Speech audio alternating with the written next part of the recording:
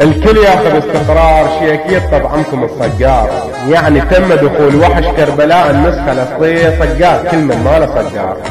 تعال افتحوا بلعة العير، وحش العير وحش السماوة، تنزل كسرة على كربلاء وعلى بقلاوة. وحش كربلاء مو تتمرجل على بقلاوة، تتمرجل على يدات تنزل مآل وحش كربلاء النسخة الأصلية. لو ما تقدر تجيب اسمي لأن صقارة كان كاتك بلنا عاد الجروبات من تشوفي تشرد. يلا يا ابني تعال تعلم شلون تنزل الكسرات، مو تقوم تاكل خرب الكسرة مالتك. اسمع متعلم من عمك وحش كربلاء النسخة الأصلية. اسمع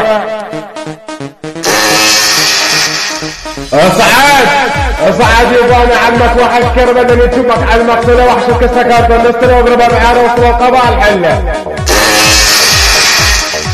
لك استمر من بلعة العير راح اصلح كوسه وامك عير فرابر واخليك تموت طهر، لان من اشتمك الموار عير من كستمك الكل سختك عبار.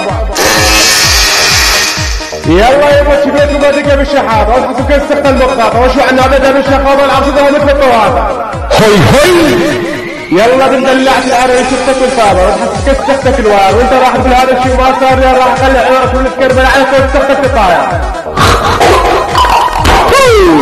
يلا ابن القحبه اللي شفتك الجراج الموحد وطابزه وليش كل يوم احد وقاعده على احلى واحد وغربها بعير مستشهد، يعني اليوم اخلي عير عليك شفتك يتمدد.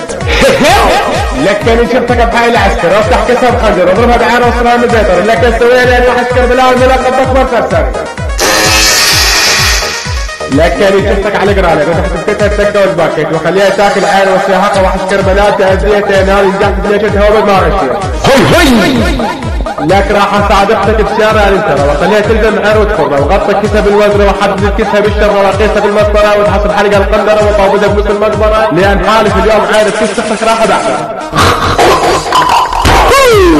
لكن يشمك بفصل الصيف وطابز اختك على راسك فخليها تمص عير وطلع نظيف وشكيسها باكبر سيف واضربها بعير على الثقيل وعلى الخفيف فخليها تقول لك انت اكبر فرق وسخيف، لان راح اضربها بعير مال عمك وحش كربلاء العنيف.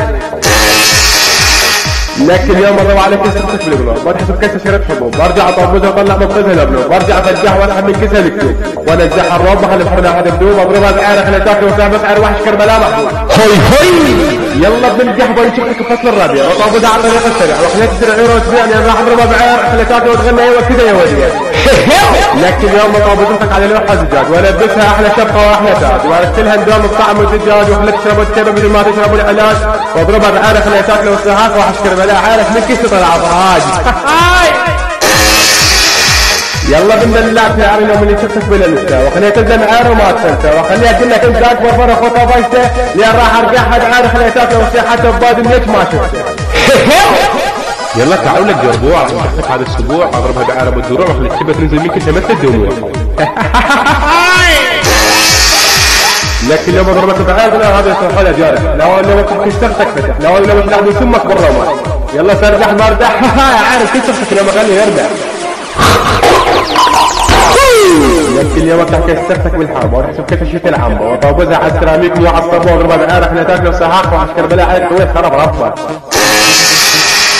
لك ابن ام العيوره اختك ليش عافت لو مشيت بس من دزت الصوره مال عيرك وبركه وطولتها على التربان شاط عليك تهسبت ورجعتها عير فاتت لو تصير مثل هذه العيره ما لك اليوم وطوبز اختك بشارع الجمهوريه واشلي عديوسها بدي واسحب من كسر الاحاديه والثنائيه والرباعيه والمزه والبطاقه والقوطيه وارجع اضرب امك بعير على الملويه واطلع من كتها السمسميه والمميه. يلا بالبالي العرب للعاره السكتيه وارجع لفتك اخليها اسوي الموضه داعشيه بس هي تدري تقعد على الشارع الداعميه وترفع رجوتها الحنيه وتقول لي وحش كبرى بسنيتها خرافيه بس انا اليوم راح لسنيتها ارهابيه وخليها تمشي حتى بحملات الانتخابيه.